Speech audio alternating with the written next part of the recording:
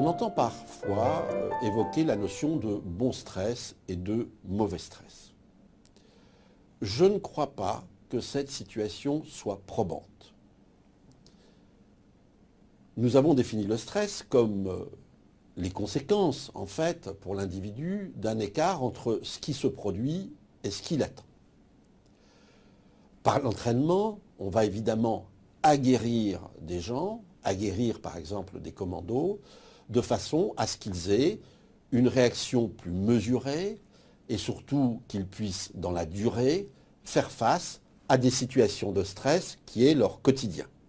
Alors il n'y a pas que les commandos qui font face à des situations de stress, un certain nombre de métiers, les pompiers par exemple, quand ils vont chercher des enfants au milieu des flammes et qu'ils trouvent l'enfant carbonisé, les SAMU quand ils arrivent au bord d'une autoroute et qu'ils trouvent des gens en train de brûler dans une voiture, etc.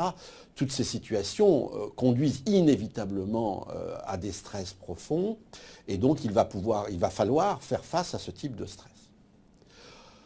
Ce qu'on appelle le bon stress est souvent synonyme de trac, ce qui est quelque chose de tout à fait différent. Beaucoup d'artistes ont le trac toute leur vie. Tout le monde connaît cette histoire, je crois, de Sarah Bernard, à qui une très jeune artiste lui disait, alors que Sarah Bernard était très âgée, « Mais comment est-il possible qu'à votre âge, vous ayez encore le trac ?» Et Sarah Bernard lui répond, vous verrez, mademoiselle, cela vient avec le talent. Alors pourquoi Sarah Bernard fait cette réponse qui est extrêmement intéressante? Elle fait cette réponse parce que le trac correspond à une préparation d'un individu qui va se produire, parler, jouer du théâtre, faire de la musique, se livrer à une épreuve sportive, etc.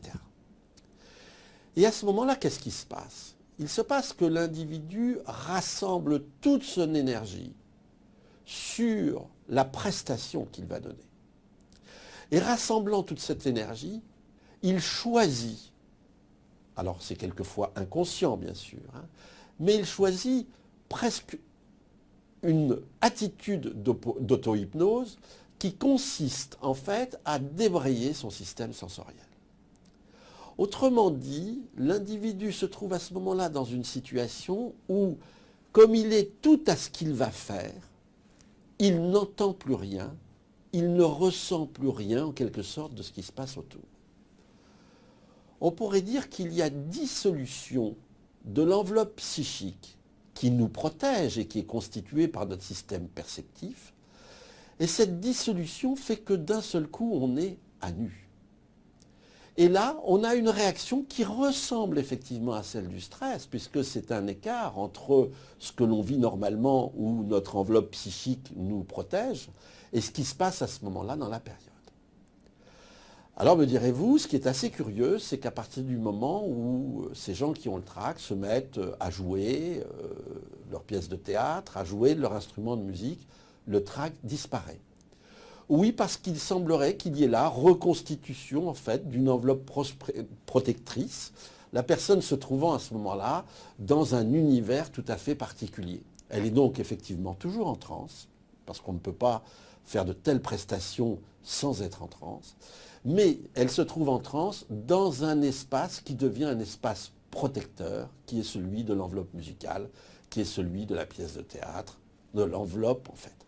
Et d'ailleurs, assez souvent, vous remarquerez que ces prestations se font dans un petit nid de lumière entouré d'un immense noir qui correspondrait à quelque chose de l'ordre du cocon. Donc, il est important de connaître son fonctionnement au trac. Il est important de savoir que l'intensité du trac correspond très souvent à l'intensité de la préparation et que c'est plutôt un signe extrêmement positif. Ce qui est gênant, ce sont les cas où le trac ne disparaît pas.